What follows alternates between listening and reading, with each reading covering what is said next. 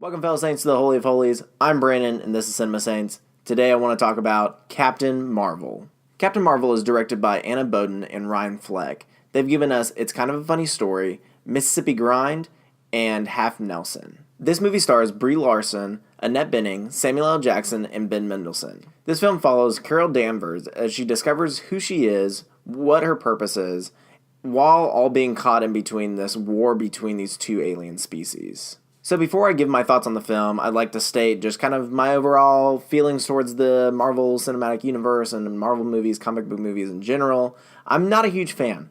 I understand the entertainment value, why people like it. I'm glad you like it.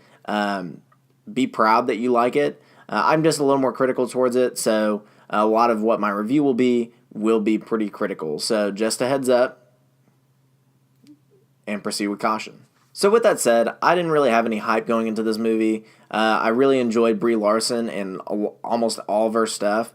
So I was really looking forward to what she would do in this superhero role, and that's about it. So I do want to get some negatives out before we get to the positives, so we'll jump right in. So first off, the story was pretty choppy. There were multiple times where I was sitting there thinking, how did we get here? What's going on?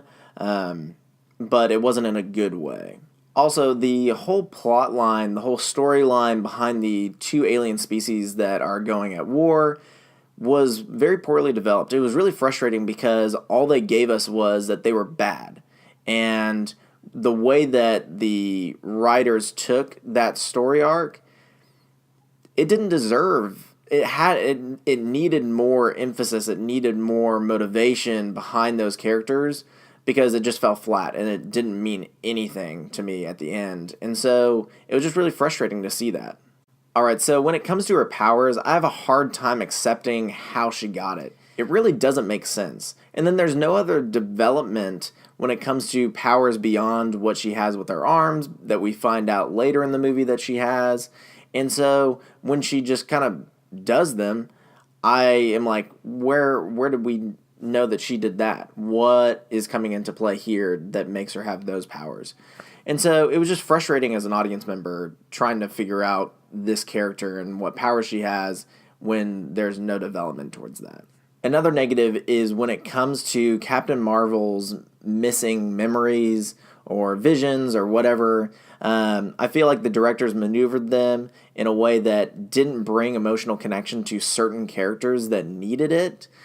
Because later in the film, when you have those emotional pools, you're just not feeling it. And so I feel like that was a huge setback onto me having emotional weight with certain characters and those connections.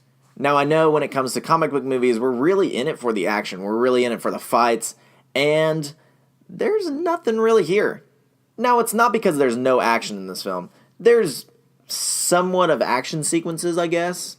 But it's really due to the choreography and the editing that makes it just unwatchable. It's just shaky cam and very fast cuts where you don't know what's going on. There's an entire sequence in a ship where it's dark and all you see is like, oh, well, there goes Captain Marvel. She just hit somebody, I guess. Or was that the other person? I don't know.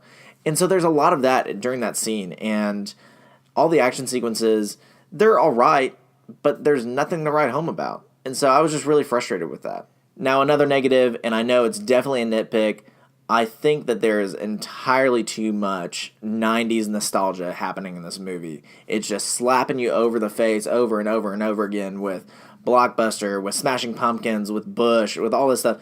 And so it was just way too much for me, and it took me out of the movie real quick. And now we need to talk about the cat. The stupid cat.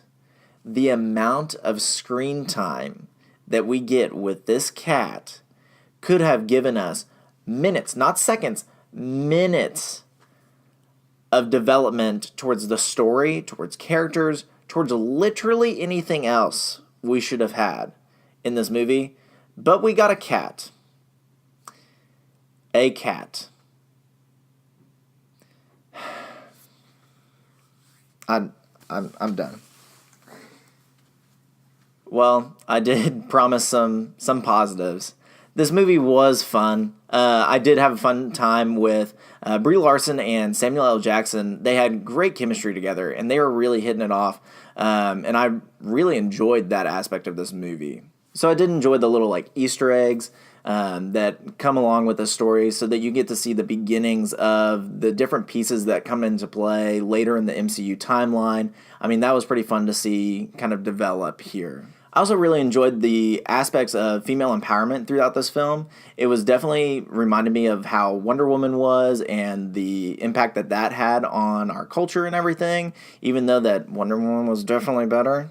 So when it comes to theological aspects in this film, I didn't really find any. I wasn't really looking. I was just trying to have a good time with this good old Marvel movie, this good old popcorn movie. So right now I don't have any theological aspects for you. So overall, Captain Marvel was a messy movie with some good themes. I really hate saying that, but it just wasn't a great movie. I wanted it to be really great and really stand out amongst all the MCU movies. So when it comes to a rating, I guess I would give Captain Marvel 6 Smashing Pumpkins posters out of 10. So if you're a Marvel fan, you're definitely going to already have fun with this movie. Go have fun and prove me wrong. It's also very empowering. Unfortunately, it's just kind of messy. Well, that's all I have. Thanks for watching, fellow Saints. Continue to like, comment, and subscribe. And as always, go in peace.